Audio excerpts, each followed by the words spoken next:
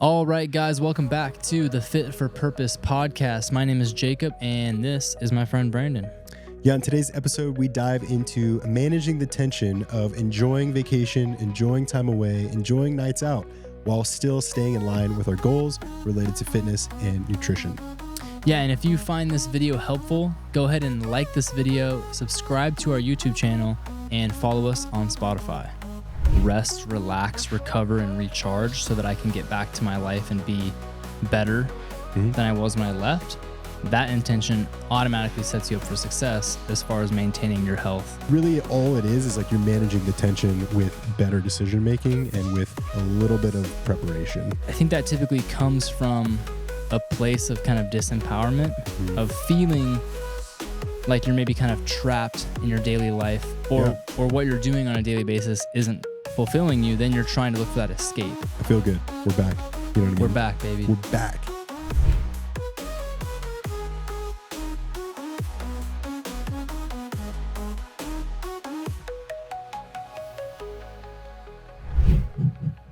Hide the label. Hide the label. Don't want to show off my fancy water. I wore my Vans because of you. Cracked a fresh one. I'm wearing Vans too. Let's go, dude. Not my slip-ons though, because they are being washed. Gotta clean them up. I mowed the lawn in these guys this weekend. I can tell. They're a little green. I can tell. You know. It is what it is. It is what it is, man. This weekend, I thought you were camping this weekend. Yeah, I was. You mowed the lawn? I mowed the lawn prior to leaving. Oh, okay. So it was fresh, didn't have to do anything. Yeah, dude, camping is awesome. Camping is awesome. It is awesome. It's a great place to just drink like 12 beers a day. No. Oh. A couple. Oh, okay. Yeah. We're not getting crazy here. Sit in a chair and listen to country music and drink 12 beers. We did do that minus the 12 beers. Oh, okay. Yeah. Dude, something about like being in the desert with country music. Like I'm not a huge country music fan. It's a vibe. But it really is. Grilled some like all-American beef hot dogs on the side grill. Just out in the wilderness. Country music blasting. This is God's country. That's it. Yes. US of A. Good old US of A, baby. No, I love a good camping trip as well. It's nice to just disconnect. Yeah, that's what it is. It's like we had spotty service, which is like I just kind of used it to my advantage to just kind of like set the phone aside. And like we probably saw 3 people in 72 hours of being there. Yeah. And it was pretty awesome. That's incredible. Yeah. We went, my brother and my father and I, we went hunting last October. And, the hunt is a week long. So if you don't get anything, you can stay out, for an entire week. So me and my brother and I ended up staying out for 6 days. Dang. And tent camping. Yeah. 6 days, 6 nights. By the last couple of days, it was just us 2 out there because like other people had to get back to obligations. And my dad had gotten an elk and he's like, sorry, boys, I'm out. So it was just my brother and I, days 5 and 6 out there trying to fill our tags, which unfortunately we were unsuccessful. But being 6 days in a row camping, tent camping, and not having service, and just it's a whole different world. Yeah, you forget that exists.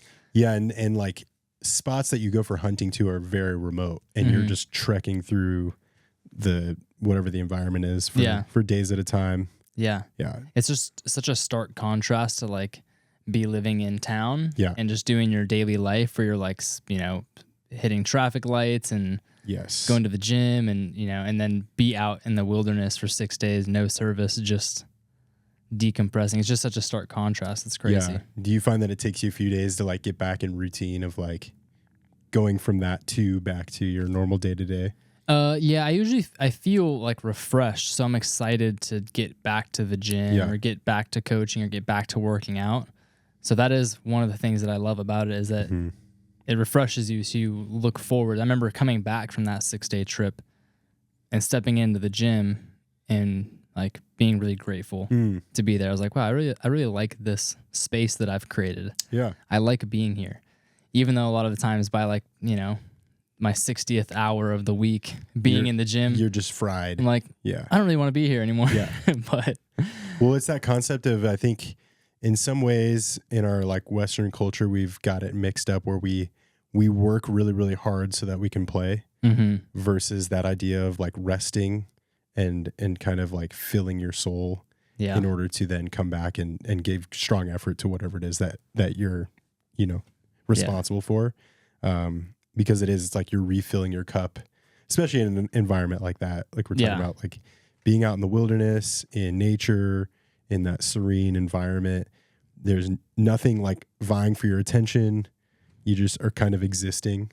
Yeah. And then it's like, man, this feels really good. Yeah, it feels so good. You kind of get into this, you get into like a weird kind of flow state where you're like fully just kind of melted into your present environment. Yeah. You're not distracted. We don't realize how many things are, like you said, vying for our attention in our everyday life. Yeah. Phones going off. It's constant. Yeah. It's constant. And then that's, you know, such a big part of our economy these days is attention. Everyone is trying to get you to look at their thing. Yes. At their brand, at their advertisement, whatever that is. Attention is huge. So we have so many things just trying to grab our attention all day long. Yeah. And our brains are just not wired to buffer that much information and that much stimulus. So you go out into the forest and you just like take a deep breath and you get into a flow state and it feels so good. But then also it feels good to come back and get back to work on whatever it is that you're working on, whatever it is that you're excited about. Yeah. Right. So hopefully you do have something that you're excited about and working towards that you're looking forward to get back to, not this right here. Yeah. Hell yeah. Yeah. Yeah, no, exactly. That's it, dude. I caught myself so many times like just panning where I was at and just looking around and taking a big deep breath and just being like at peace with, I was like driving slower, kicking the feet up, not feeling like, normally I'm kind of like on edge a little bit. Yeah. And no, it was awesome. Even for our kids, like there's something about just being like, hey, this is where we're planted for the next few days. Like you can do whatever you want, like run free, dig in the sand, roll around, get dirty. Go explore. Yeah. I'll see you at sundown. Yeah. Go play with some rocks and some sticks. Like look out for coyotes. Yeah. It was great. So that's badass. Yeah, it's fun to get away. Yeah, man. I tend to have this like this kind of like feeling that's like humming in the background. It's like an app on my phone that I haven't closed or something, or like a video buffering like in the background of my mind. It's like I have this sense that like I'm running out of time, or I'm not like when you're in your normal day to day. Yeah, when I'm in my normal day to day, when I'm just, you know, trying like I'm trying to get things done. I'm coaching, I'm working out. Like there's tasks. There's like an endless kind of list of tasks, right, that need accomplishing. And I find myself after too many days in that space of like I notice this kind of background feeling of like, oh, there's not enough time, or I'm not getting to where I want to go fast enough. Sure. You know? And I think that's just part of having, you know, a little bit of ambition and wanting to move towards something, but also it doesn't always feel good. So yeah, sometimes it's really nice to, you know, like, and then that's the reason why people vacation in the first place, right? Is step away, decompress, disconnect, and just allow yourself to kind of just be and settle in where you're at. So yeah, just kind of reflecting on that, I want to find ways to take mini vacations more often in like during the day, like literally like 20 minutes. Like, if I can time block 20 minutes to just kind of sit and like just settle into my body and not look at my phone. Yeah. That's another thing that I find too, is I have half an hour of dead time and I end up like looking at my phone or something. Yes. And like, 20 minutes goes by. I'm like, what am I doing? Stimulating myself, looking at my phone. I should be decompressing, and this time I actually have to kind of replenish myself. Yeah. I'm such a culprit for that. like shit. Constant. Like I cannot like stop. And a lot of it is work related. Like even when I'm scrolling Instagram to this point, I'm like, hey, what do I need to be posting? What's trending? What's working? Like looking for that next thing. Like, it's while it is active scrolling, it's like I'm trying to like pick up on cues. So like in that, I just get kind of stuck in that loop where it's just like, okay, set this aside. Like you said, like exist. Even when I'm working out, I'm thinking like, you know, I got to take videos of my exercise. I got to like do all these things. And it's like, man, can I just get a workout where I can just let it be the thing that fills me up in the day? Or got to capture it for Instagram. Got to capture everything. So, I think it's important. Us humans thrive on like the ability to just be present and not feel that need to like, impress or put on a front or be connected in some way, like to just be present. So, yeah, absolutely. The scrolling kind of takes us out of that present moment. I mean, it's like you're present with this thing that's just like sucking you in. Yeah. But you're so dead and deaf to like everything that's actually happening in your environment. Yeah. You ever like be scrolling for like 15, 20 minutes and you get to the point where you're like, you want to throw your phone? Yep. You're just like, ugh. Like, oh yeah. Many times I'm just like, why am I consuming it? I've had that conscious thought of like, nothing I'm looking at is important. Like, you know what I mean? It's like, you ever see those like, I don't know how they come up on my feed, but like Facebook is notorious for this, where it's like some dude in India like making a castle out of sand, and he's you know what I'm talking about? It's like so niche and weird, but somehow I'm just making like, this epic castle, and you're just like, and I'm just like, and it takes me like a couple of minutes to be like, this is so unimportant. Like, what am I watching? What am I doing? Yeah. Oh my! And the worst is like, man, once my wife is like, hey, you know, after the 5th time, like, hey, babe, like, what are you doing? Like, I need your help. The kids are like breaking something down the hall, and I'm just like, dude, it's wild.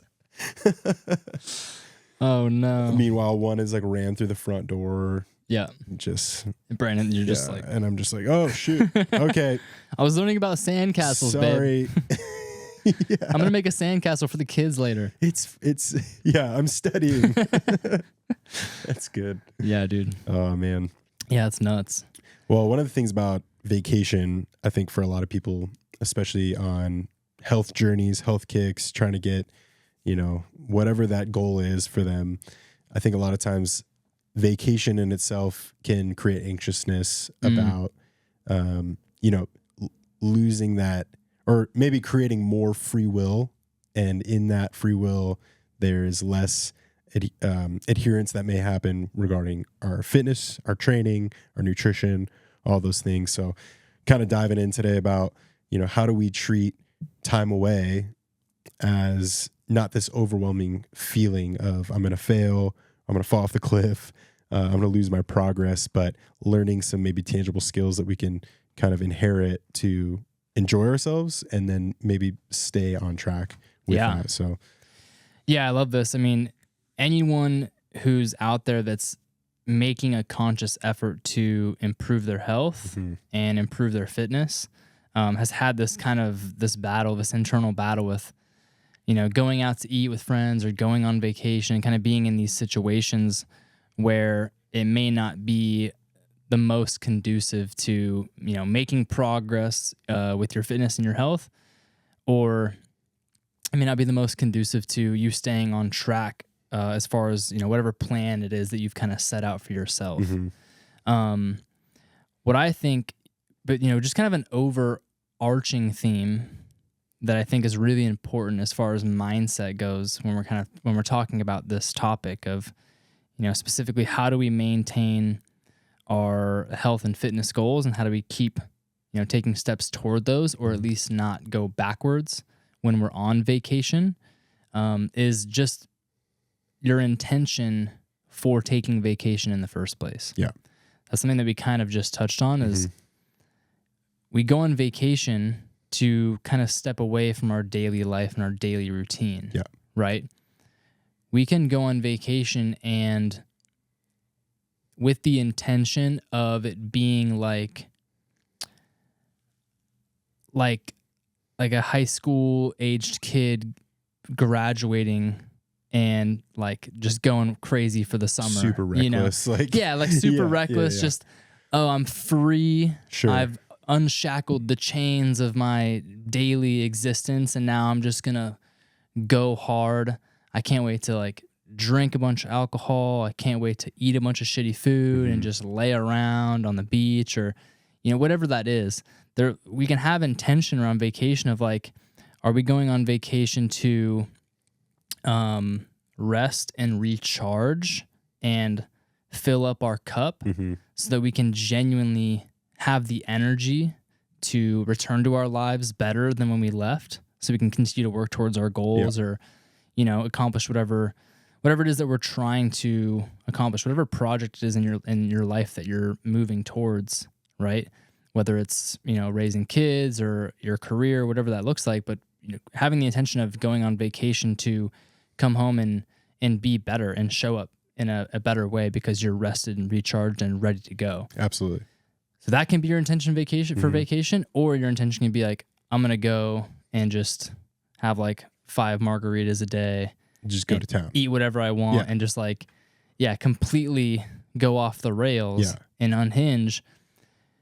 And that, I think that typically comes from a place of kind of disempowerment, of feeling like you're maybe kind of trapped in your daily life, or what you're doing on a daily basis isn't fulfilling you. Then you're trying to look for that escape. Sure. Right. So, and that's getting into some deeper kind of like, psychological stuff. Yeah. But I think that that's a huge piece when we're talking about this, to look at it through that frame of, okay, why am I going on vacation in the first place? What are my intentions with taking a week off of work and leaving town?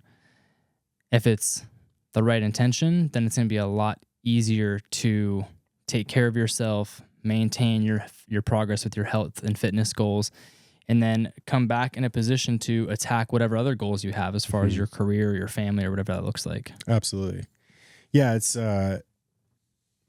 it's kind of like if that's your attitude of like, that I'm just going to go off the rails type thing, it's like maybe what you're doing from a fitness regimen, nutrition regimen is not sustainable. And it is that like, if it is that feeling of like, okay, I'm finally free, here we go, like I'm going to send it, then what can you do to change the things you're doing in your day-to-day when you're not going on those trips?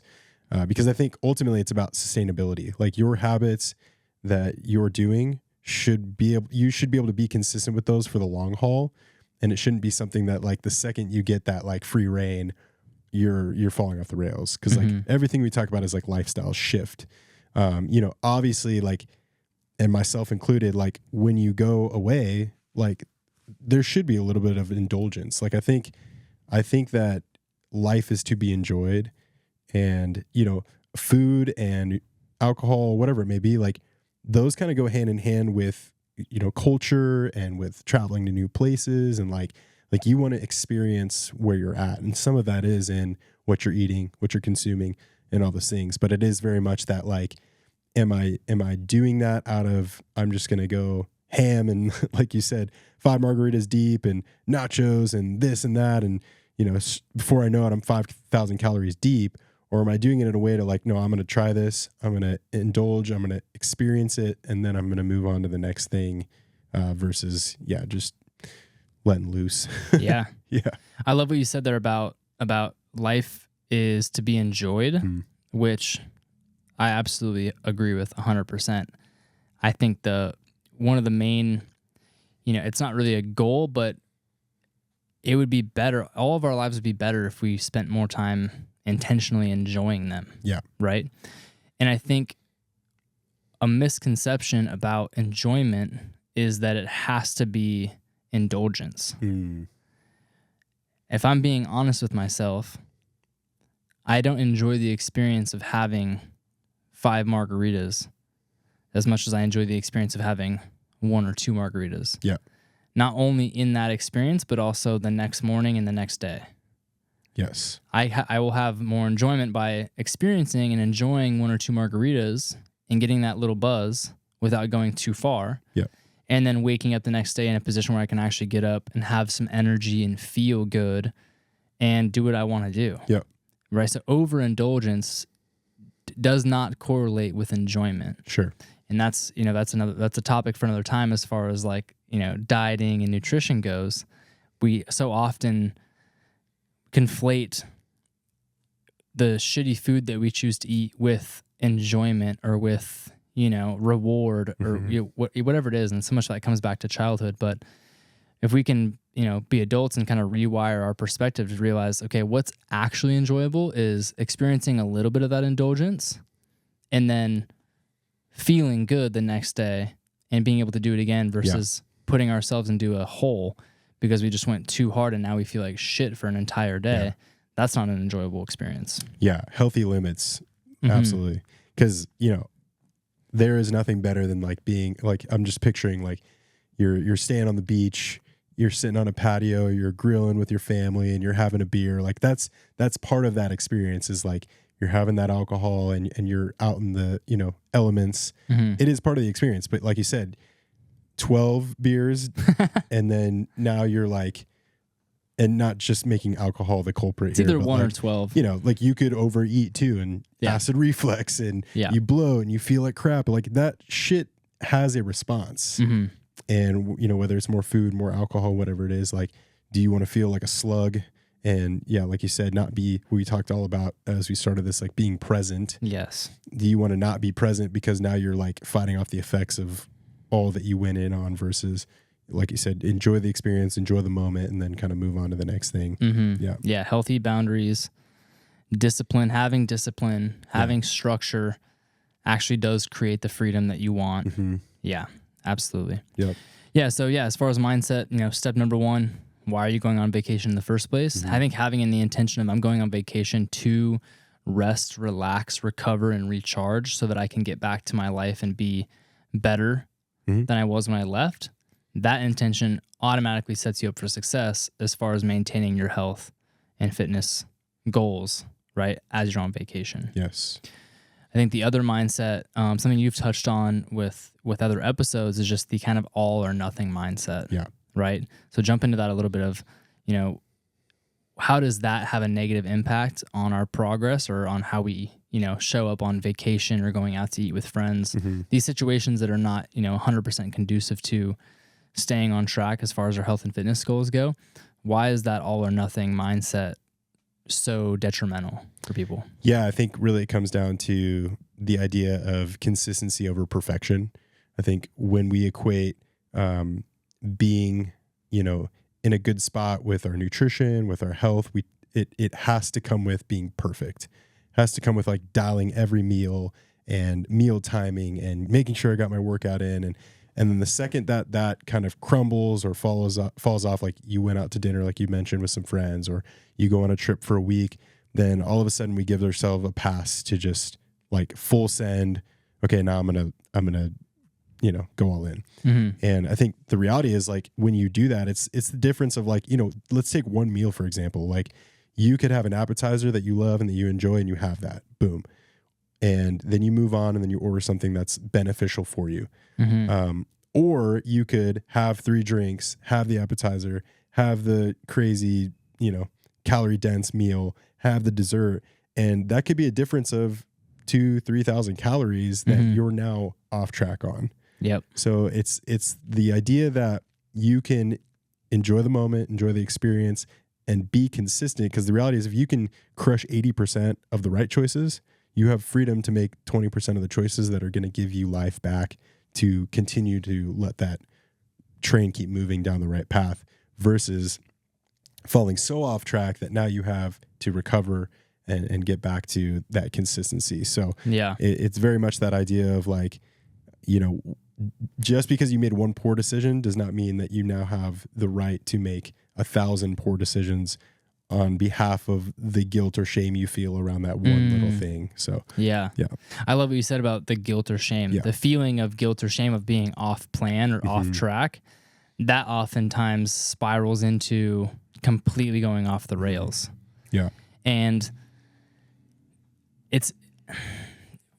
we know that like feeling guilty or feeling shameful about something that you ate or making that decision to eat something that wasn't perfectly on plan, if you feel a lot of guilt and shame and you're beating yourself up about that, then you're going to spike your cortisol on like a real physiological level. Absolutely. And it's going to make your response to that food even worse. So if you're going to choose to indulge in something, then make a conscious choice and enjoy it, and then move on. Yeah. Because that's, you're gonna have a little bit of a hit from that, whatever food you're deeming is negative or bad for you, whatever that is. But if you can enjoy the experience and let that fill you up a little bit, and then move on without guilting yourself for it, it's gonna be a lot less harmful to your system than if you're just beating yourself up about it for hours, and then that leading to some other sort of kind of self bringing yourself down because you felt shameful, so you decide to continue to exactly. So in that moment, also know that a lot of times if you find yourself kind of oscillating and flip-flopping back and forth between either being all in or all out, that is a symptom that you're doing something by force rather than doing it as a conscious decision. Yes. If you're trying to beat yourself up into eating healthy, or force yourself into eating healthy, or bully yourself into eating healthy and going to the gym, that type of motivation is short-lived. Yes. And it's also just, it's not really a healthy fuel for your body. Yeah. For your, it's not great motivation. It'll work in the short term, but it oftentimes leads to this kind of behavior where you're either all in, it's super rigid, you're on this intense plan, or I had a cheat meal, or I had a cheat side of an appetizer, and now I'm fully off the rails. Yeah. Screw it. This whole day is screwed. Yeah, I had a client who came to me, we're talking in one of our sessions, and he was like, man, I've been so good. I was so proud of myself. I was dialed with my nutrition all day long. And then he's like, before I came, I had a piece of pizza. I was like, awesome. I was like, have the piece of pizza, because that one single slice of pizza is going to be the thing that allows you to be consistent the next day. If you make that one choice that's you got it out of your system, great, now get back on track. Versus I had one piece of pizza, then I was like, man, I feel like shit about that, so I'm going to have another one and another one. You know what I mean? That's the behavior we don't want. But man, if you have that one slice and you can get up the next day and repeat those consistent behaviors, awesome. Because and right time eating that slice too, you're going to use it to burn for energy. So it's a piece of pizza before this. As the example, that's a very real example of someone who's, having that attacking behavior of beating themselves up because they made one choice that, we all know, is pizza the best thing in the world for you? No, but using that as the example, it's that's the thing that is now going to allow you to slingshot yourself into that next day of consistent habits. Yeah, as long as you say, I had a piece of pizza that was good, but my plan's not ruined, I'm going to get back on track. For sure. Versus oh no, it's all ruined. I guess I should just eat a whole pizza instead of a slice. Yeah. Yeah, it's just a completely different mindset. So if you're out to dinner with friends, you're out on vacation, just remember, just because maybe you made a decision that wasn't optimal, it's not the end of the world. It's not the end of the world. And you can still make progress or stick to the program and continue to take care of yourself. Yeah. And don't beat yourself up about it. Make the decision consciously, enjoy the experience, and then move on. Yeah. Yeah, and I think, to the next step with that is, say you do overindulge or you go a little bit too hard. What are some steps? What are some things that we should be doing as a response to that versus beating ourselves up? Yeah, first thing, man, if it's possible, one of the best things you could do to offset some of those bodily responses that you may get from an experience like that is create movement. If you can create movement, you can kind of offset some of that glycemic spike. You can start to speed up that process of digestion and help your body work in your favor. And then with that, man, have the day. You know what? You said F it, great, it happened. Recognize that it happened, and then just know that tomorrow's a new day.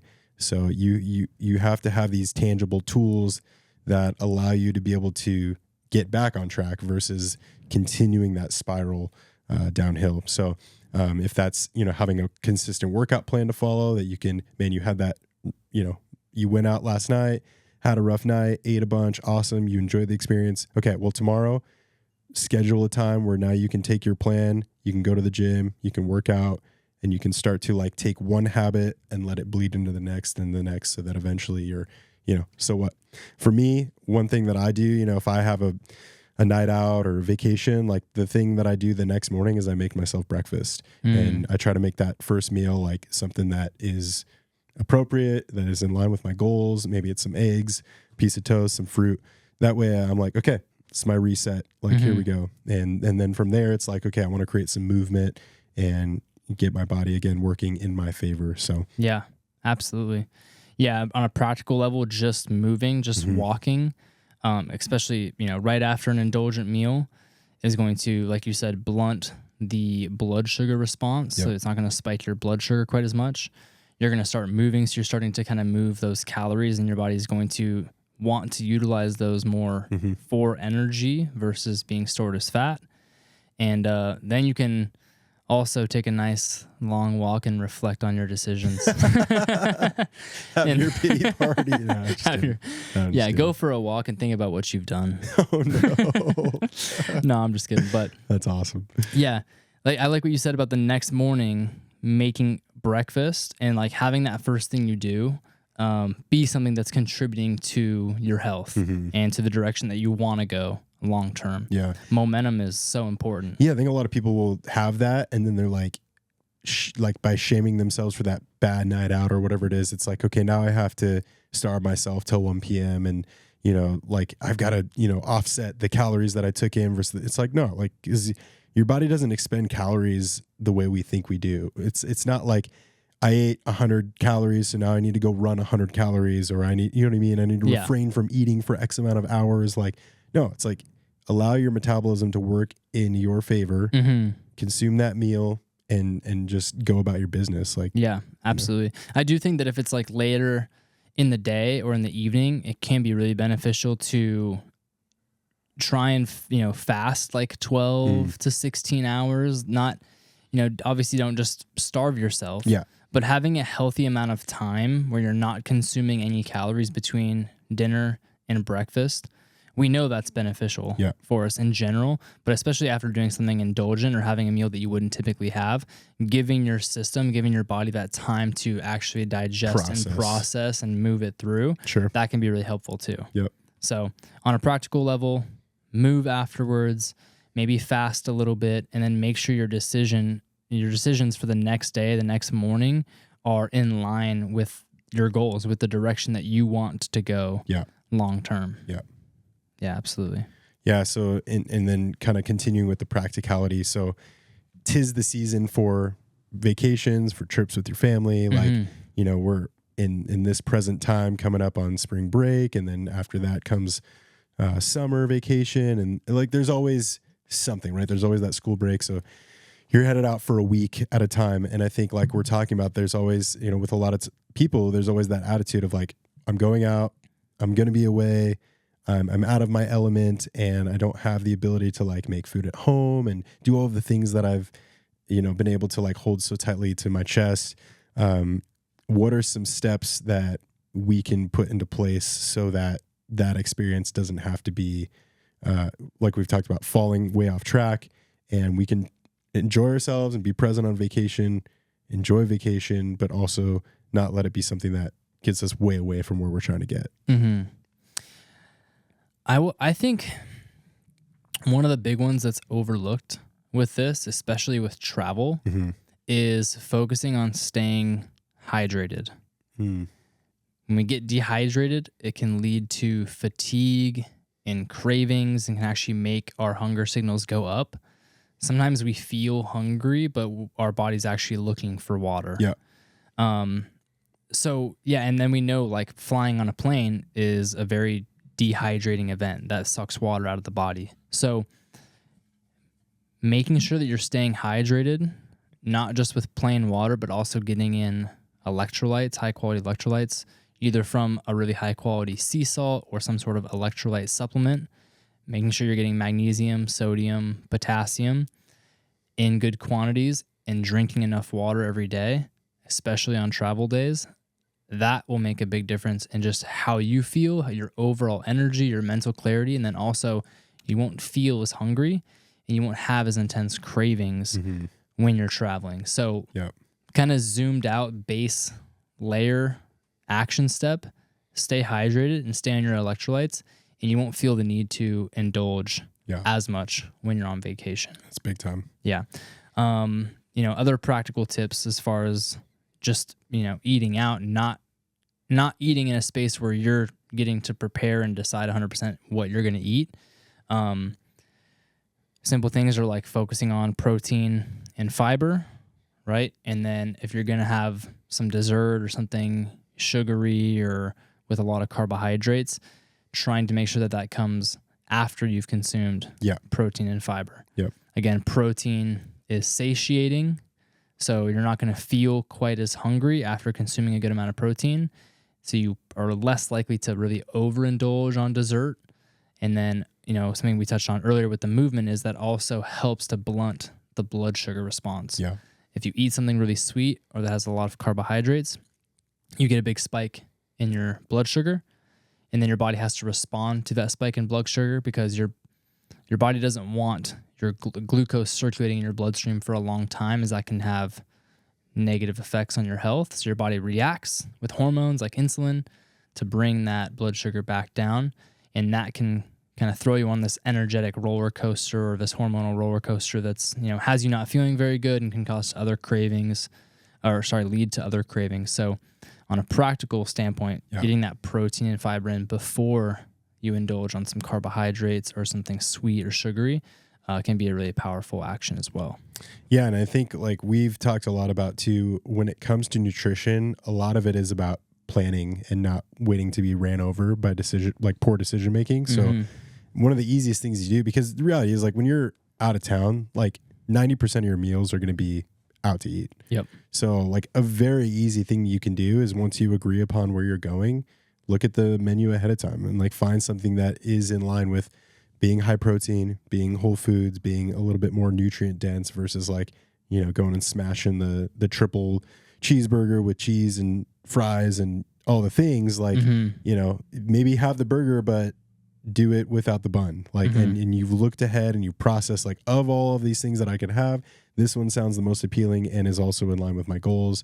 And now you've made an assessment, you've crafted a plan, and then go execute the plan once you get there. Yeah. And then, if you have dessert or you have some ice cream a little bit later on, like, so be it. So, it's kind of like really all it is like you're managing the tension with better decision making and with a little bit of preparation. Yeah, absolutely. Making the decision ahead of time gives you the freedom to go out to dinner and just relax and enjoy yourself. Yeah. And like, I know what I'm eating.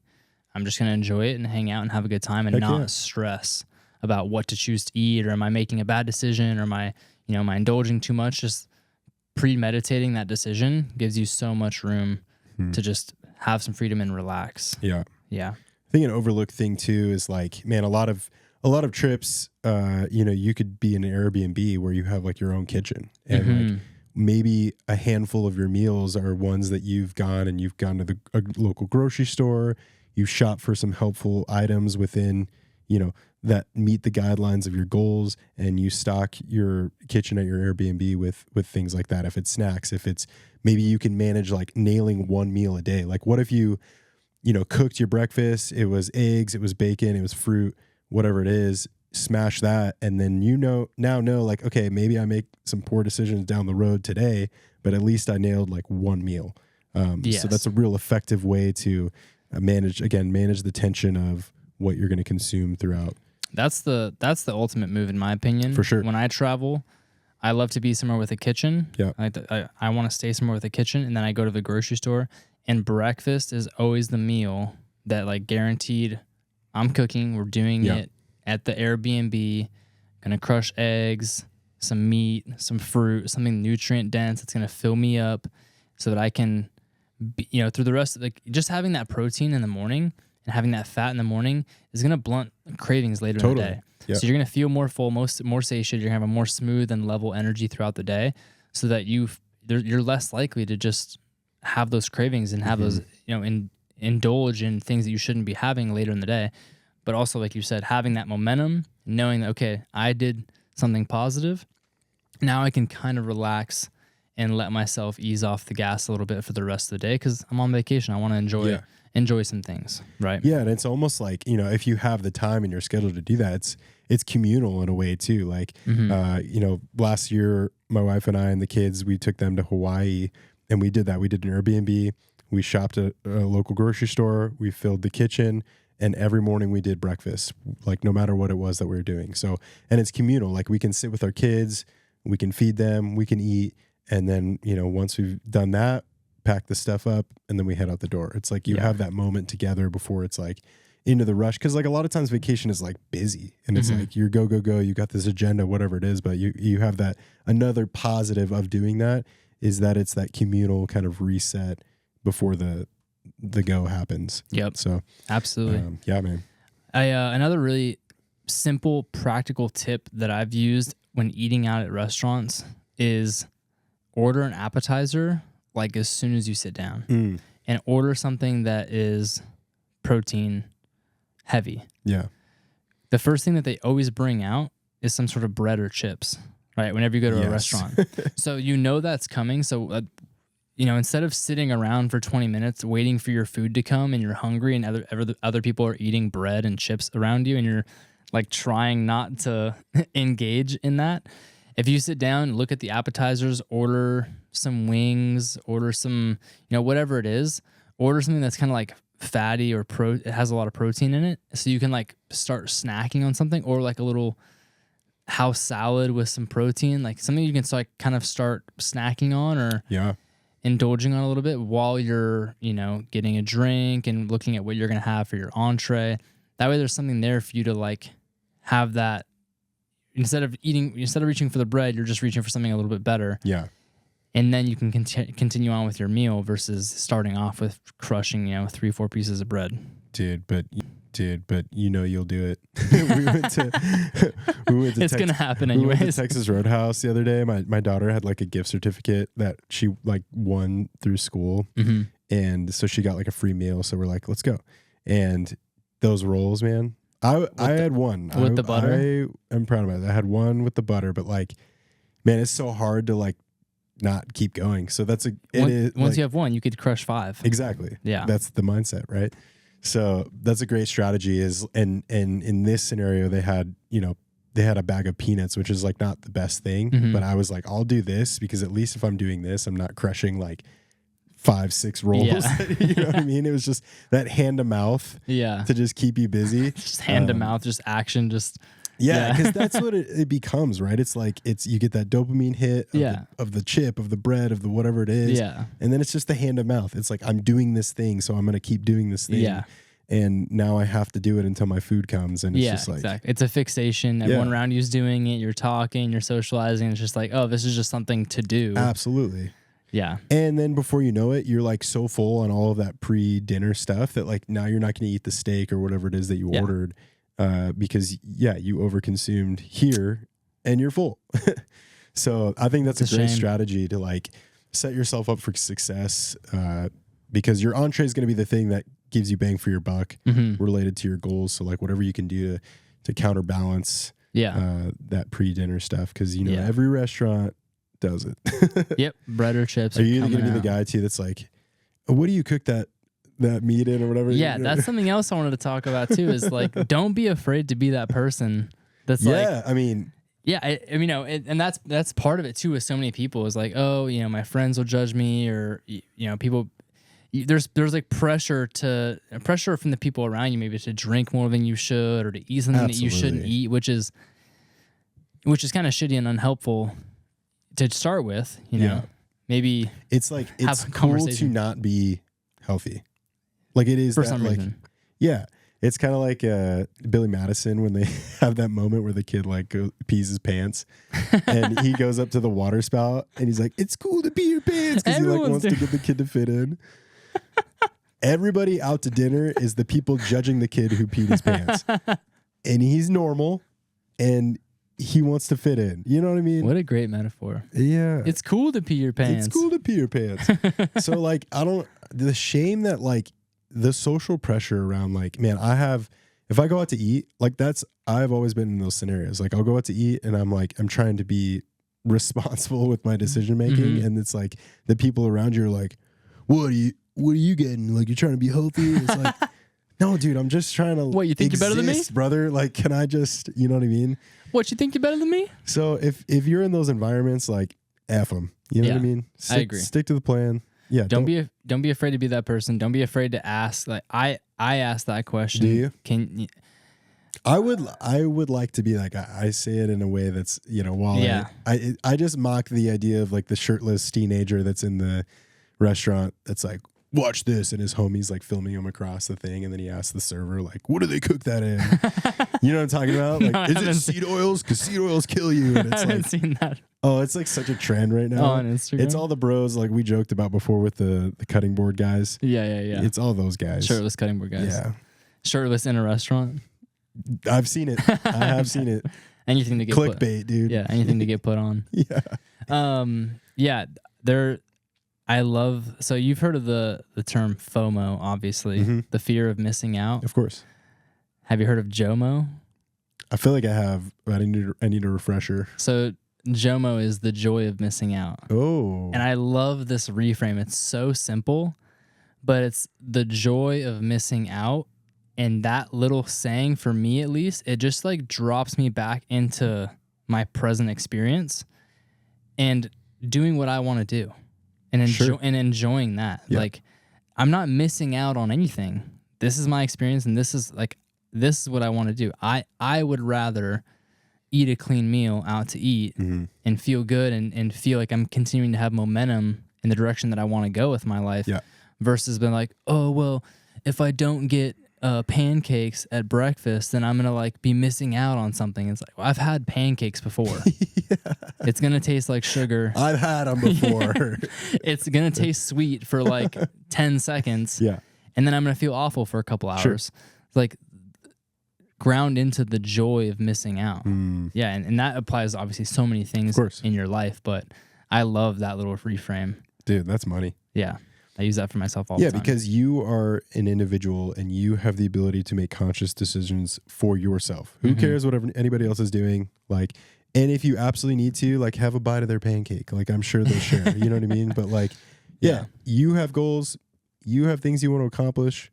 Like, do things in line with all of that versus like the social pressure of everything around you.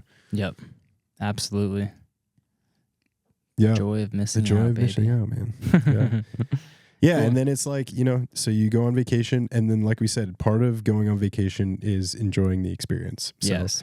Be present with it, you know, make the decisions that you're going to make so that you can enjoy what it is and enjoy the culture, enjoy the food, like enjoy time with the people you're with, and then, you know, have a plan in place to get back on track. Because I think that's the other big thing is like, if you don't have that, and then you have that experience, it is really easy to let your vacation become now another week of just spiraling with that type of decision making. And then before you know it, you're like, man, this is really going to take a lot of effort to like get back in. Yeah. Versus like, you know, some of the strategies we talked about. Okay, you come back in town, get some movement. That's the first thing I did. And you know, not saying like I'm any better than anybody else, but the first thing that I did when I got back from this camping trip we were just on, it was like, I was like, I need 20 minutes to just go get some exercise. It wasn't this like full lengthy, perfect workout, but it was like a little bit of kettlebell work, a little bit of squatting, a little bit of like something else. And I was like, okay, I feel good. We're back. You know what I mean? We're back, baby. We're back. So yeah, that's a great point too, is like knowing in the back of your mind that once you get home from vacation, it's back into, you know, it's back into full gear. It's back on track. It's back to the plan. And the intention for the vacation was that it should have rested you and recharged you so that you feel good about going home and getting back to work on whatever it is that you're trying to accomplish. Absolutely. Yeah, man. Love it. Yeah. Anything else you got? I feel like I did. Yeah. I guess the thing I would add is this, like, there is also this side of some of the stuff we're talking about where you can take what we're saying and let that sound like, hey, give yourself as much grace as you need to like do all of the fun things. And what I would say is like, while grace exists, there is still this attitude of like, we do have to stay in line with our goals if there's things that you want to accomplish. Not to get like spiritual or biblical too much here, but like, let's go.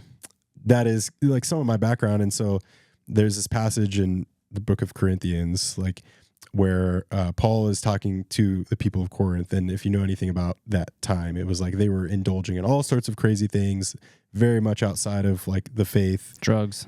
Yeah. I mean, Sex. All sorts of things. So like, and what he's saying is like, hey, you know, and they're like, well, we can do whatever we want because like grace exists.